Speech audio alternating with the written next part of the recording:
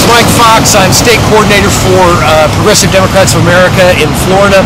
Likewise, a Democratic Executive Committee member of Pinellas County here, and a long-time peace activist. We're out here at the corner of East Bay and Seminole on the 6-year anniversary of the invasion of Iraq, trying to make a little bit of noise and remind people that 50,000 troops in country is still in occupation, and the plans from the Obama administration unfortunately do not include us getting out of the Middle East. He's going to be redeploying a goodly percentage of our troops into Afghanistan, which by many people's way of thinking is just going to turn into a quagmire as well. So we're just out here trying to make sure that people recognize that 6 years is 6 years too long, and we don't need 6 more. Thanks.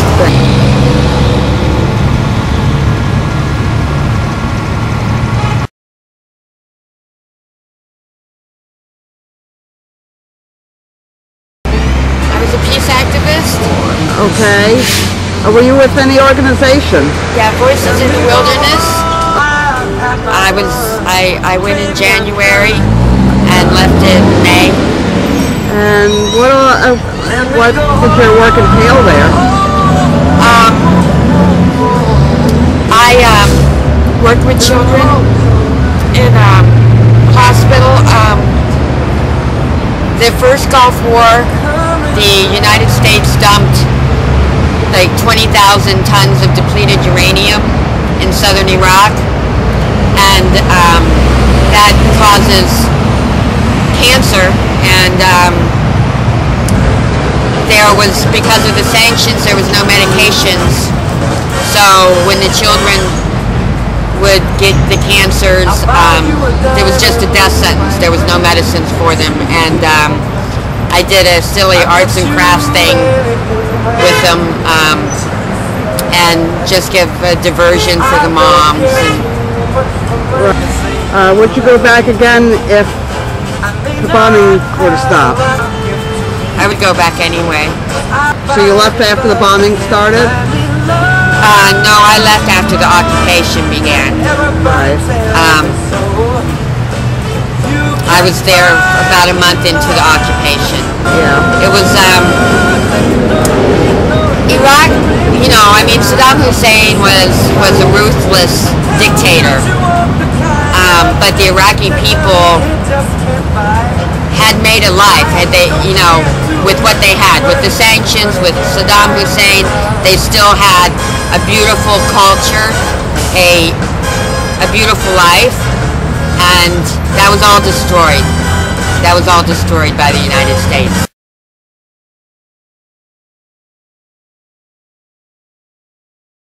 This is the anniversary of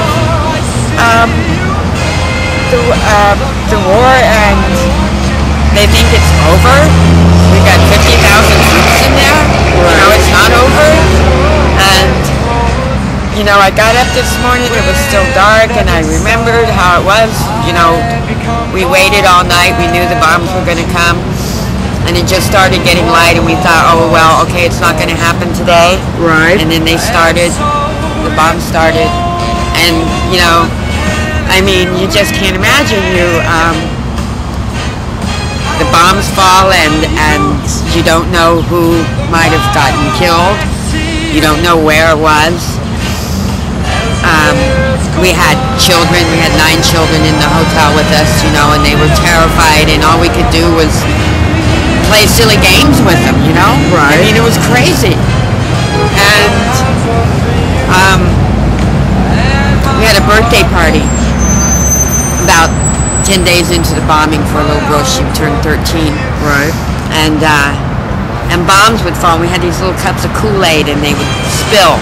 And the kids would all just stop for a second, you know, and then they would go back to playing. And I mean, this is what we're teaching children all over the world, that the way to solve problems is through bombs? That that's normal? Right. These kids, 70% of Iraqi children have PTSD. What does that mean for their culture in 20 years? I can only imagine, jeez. Yeah. And these cars just go by and they don't care. Yeah. And it's... I'm sure a lot of them I'm sure a lot of them, this will be the only time all day or all week they even think about the war. And I guess they're the normal ones and I'm not. Well, if that's the case, then maybe we more or less should be unnormal. I'm sorry.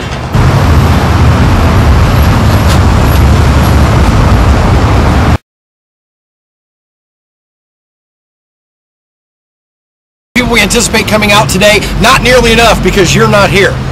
Okay. Honestly, I don't know is the answer. RSVPs, somewhere between 20 and 25. There are competing events. That's the good news. There's an event going on over in Tampa. Actually, two of them in Tampa. One between 11 and 1 and one between 4 and 7. It's mixed emotions. There's the positive energy of there's going to be people there, but the negative energy of it needs to be done. Right. So, are you planning to be up there in Washington? Oh, yeah. Very good. Leaving tomorrow and doing some work Friday evening, and then doing some work early in the morning, and then from noon until about 4 o'clock, the march itself takes place, and then there'll no doubt be different gatherings after that. Then we're back on a plane the next morning, back to St. Petersburg.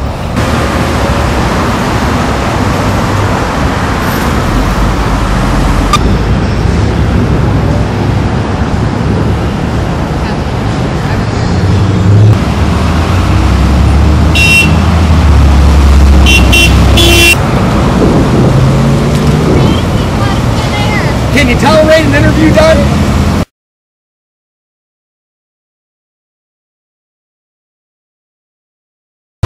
Why is it important for you to be here today? Well, as a Vietnam veteran, and as a person that's dedicated his life to public service and to peace and justice, both as a police officer and as a peace activist, I think this war, not war, but wars, our military aggression has to end. We went into Iraq under false pretenses. Everyone knows now that there were no weapons of mass destruction. We also went into Afghanistan the same way, because I still have a newspaper article that the Taliban were willing to turn over bin Laden to us if we just showed some proof. We didn't show any proof. We decided on going to war instead. So the whole thing has really destroyed the credibility of our country. It's destroyed the rule of law. We can't say we're the good guys when we torture people. There's probably at least 1 million deaths, at least 80 to 90% innocent civilians because of this. And we've also depleted our treasury. This has not been good for America. So I think it's got to end. Our President Obama was elected largely to end this war and to change our foreign policy and to bring back some credibility and respect to this country. So that's the reasons I'm here, and I think that's the reason most of us are here. We want to change course. Okay, great, thanks. I'll tell you what I did with this up in Wisconsin. John McCain was in town before he was running for president. Yeah? And he didn't have his entourage or anything. He walked out of the Veterans Museum in Madison.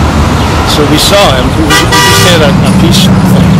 And I put this behind his head as the local news was interviewing him. And I don't think anybody saw that. These are all corporate symbols. Right, exactly. Oh my gosh. So, it was fun.